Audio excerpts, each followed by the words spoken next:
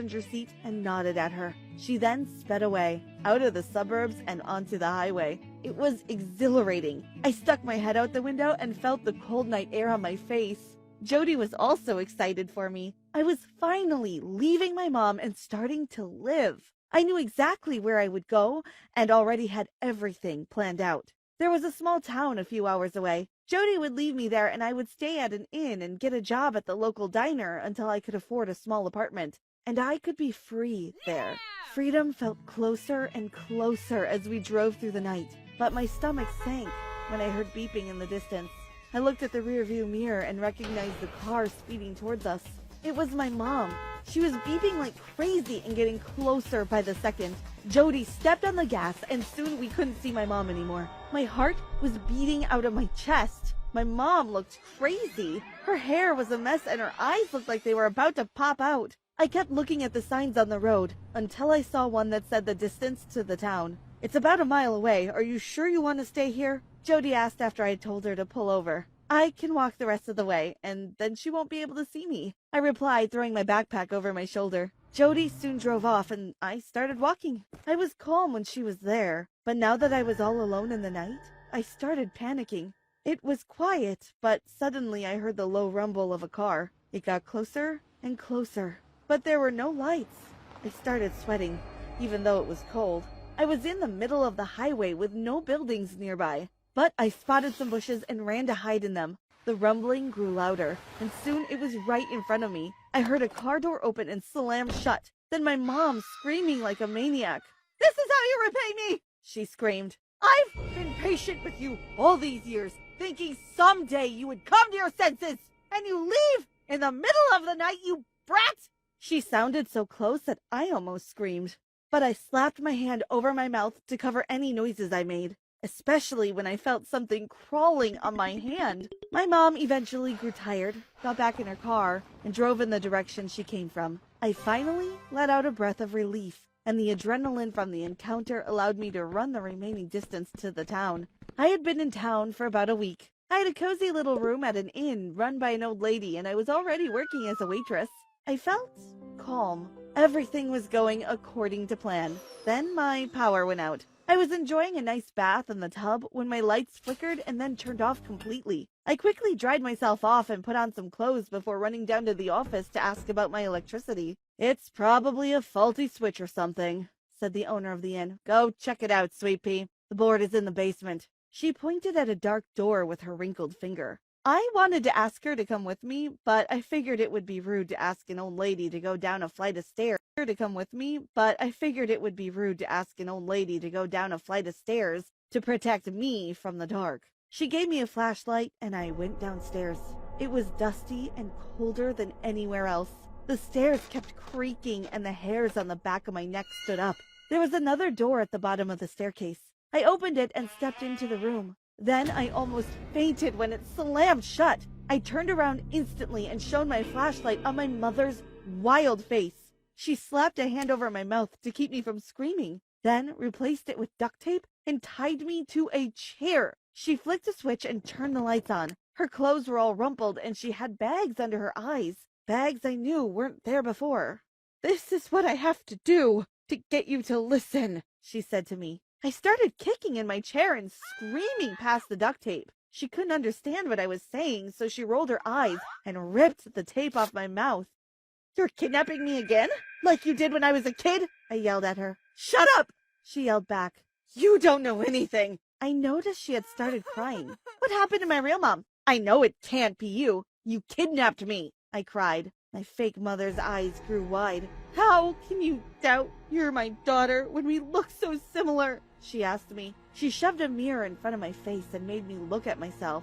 She was right. We had the exact same nose and eye color. Our teeth were crooked in the same way, and I also had one eyebrow thicker than the other, like her. "I guess you're right to doubt," she continued.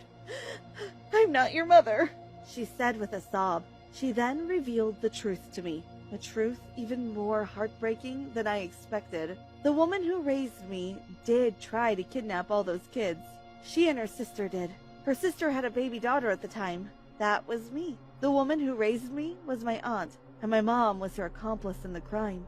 They were twins. which is why I look so much like my aunt. And if my mom had survived the car crash, I'd look exactly like her too. I wanted a child, my aunt started saying. I guess my sister had to die for me to have one. But you want to leave me too, she cried. I felt horrible, but I think it was mostly because I felt no pity for the woman in front of me, no sympathy at all. She lied to me my entire life and sentenced me to a childhood without friends. She was a criminal. How did the authorities even let her have me? I wanted to scream for help because I didn't know what she was capable of doing to me. But the door soon burst open and the cops came in. The old innkeeper had heard the commotion downstairs and called the cops. My aunt was arrested then and there and was meant to go to jail because it was her second offense. But honestly, I don't know what happened to her. I still live in that little town. I have a small apartment in one of the few apartment buildings and still work as a waitress. I live pretty comfortable because I never wanted much of a... You wouldn't dare! I screamed at my mother. She looked at me and said, "Try me," and walked away. My friends were always amazed at how I was able to take a plain cake and turn it into a work of art. However, while I enjoyed decorating the cakes, I totally detested making them. They were such a hassle and they never came out right. A few years ago, I decided to use a regular box cake and add my extra ingredients, and it was a hit. It wasn't long before my business was successful. Now, before you judge me, let me ask you, would you prefer a well-decorated and edible cake?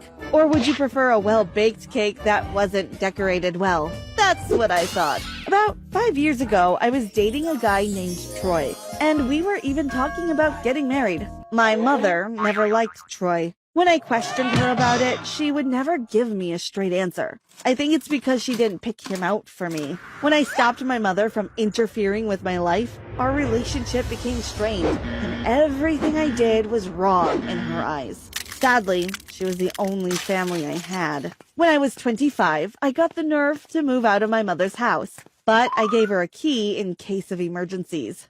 I regretted that decision since giving her that key changed my life. "Brooklyn, where are you?" I heard my mother call from the front door. I gasped as I looked around my kitchen and realized that boxes of cake mix lined my kitchen counter. I quickly stashed them below my kitchen counter before my mother came into the kitchen. "Hey, Mom," I said casually as she walked into the kitchen. "What are you doing here?" My mother looked at me suspiciously. "What are you hiding?" "Nothing," I said. "So, I met with Jerome today, and he said that he can't wait to meet you." My mother smiled as she sat by the kitchen table. I rolled my eyes. Jerome was a world-class jeweler that my mother insisted was a better fit for me than Troy. My mother walked to the kitchen cupboards and opened them. "What are these, Brooklyn?" my mother asked as she placed the cake mixes on the kitchen counter. "Nothing, Mom," I said as I got up and tried to repack the boxes.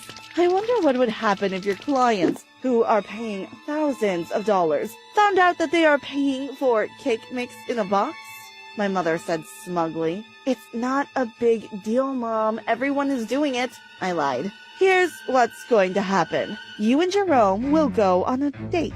I will call and let him know you are available tomorrow night. You have until tomorrow afternoon to end whatever it is you have with this Troy. If you don't, I will let everyone know what you are really using in your cakes." My mother snarled. "You wouldn't dare!" I screamed at my mother. She looked at me and said, "Try me," and walked away. I called Troy that night and reluctantly broke up with him over the phone. I couldn't bring myself to life and sentenced me to a childhood without friends. She was a criminal. How did the authorities even let her have me? I wanted to scream for help because I didn't know what she was capable of doing to me. But the door soon burst open and the cops came in. The old innkeeper had heard the commotion downstairs and called the cops. My aunt was arrested then and there and was meant to go to jail because it was her second offense. But honestly, I don't know what happened to her. I still live in that little town. I have a small apartment in one of the few apartment buildings and still work as a waitress. I live pretty comfortable because I never wanted much of a luxurious life. I feel free, most of the time, at least. I have to admit, my stomach still sinks and my palms still get sweaty when I hear the low rumbling of a car. Deep down, I always have the fear that my aunt is coming back to get me, that she'll kidnap me again. Every time I look in the mirror, she's there. I